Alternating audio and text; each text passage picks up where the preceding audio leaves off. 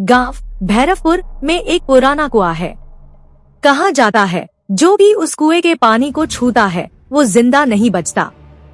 4 दोस्त अजय, रोहित, सीमा, प्रिया गांव घूमने आते हैं। उन्हें गांव वाले उस कुएं से दूर रहने की चेतावनी देते हैं, पर अजय मजाक उड़ाता है और कहता है भूत प्रेत जैसी कोई चीज नहीं होती। दोस्त तय करते हैं कि आधी रात को कुएं के पास जाएंगे और सच्चाई देखेंगे। कुएं के पास पहुंचते ही ठंडी हवा बहने लगती है। कुएं से किसी के रोने की आवाज आती है। रोहित कुएं में पत्थर डालता है, पर गिरने की आवाज नहीं आती।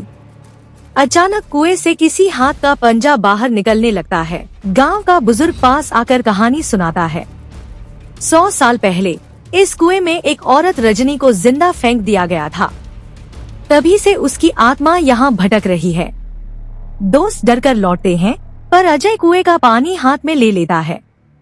तभी उसकी हथेली पर खून के धब्बे उभर आते हैं।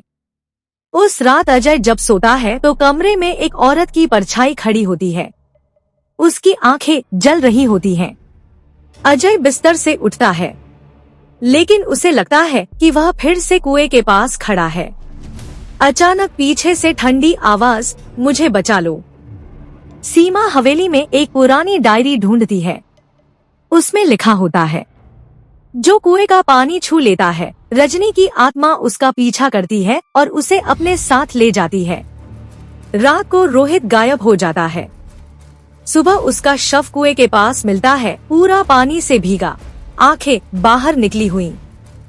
गांव की पुलिस आती है, पर कुएं के पास कोई सुराग नहीं मिलता। वे कहते हैं ये तो गांव वालों के अंधविश्वास हैं। प्रिया रात में सुनती है कि कोई उसे उसके नाम से पुकार रहा है। जब वो आईने में देखती है तो पीछे रजनी खड़ी होती है। अगले दिन प्रिया कुएं के अंदर कूद जाती है। बाकी लोग बस उसकी चीख सुन पाते हैं। सीमा डायरी का आखिरी पन्ना पढ़ती है। रजनी निर्दोष थी, पर गांव वालों ने उसे डायन कहकर कुएं में फेंक दिया।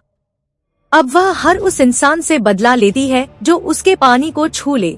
अजय बीमार होने लगता है। उसकी आंखें लाल हो जाती हैं। शरीर पर अजीब निशान बन जाते हैं, जैसे किसी ने नाखून से खरोंच डाली हो। सीमा गांव के पुजारी से मिलती है।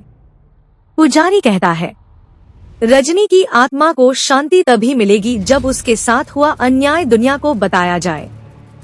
अजय और सीमा हवेली में जाते हैं। वहाँ रजनी का कमरा है। दीवारों पर खून के धब्बे हैं और उसकी तस्वीर टंगी है। अचानक दरवाजा अपने आप बंद हो जाता है। रजनी की आत्मा अजय के शरीर में प्रवेश कर लेती है। अजय की आवाज बदल जाती है, अब मैं कभी इस कुएं को नहीं छोड़ूंगी। पुजारी और सीमा मिलकर यज्ञ करते हैं। धुएं में रजनी की परछाई दिखाई देती है। वह चिल्लाती है और अजय का शरीर कांपता है।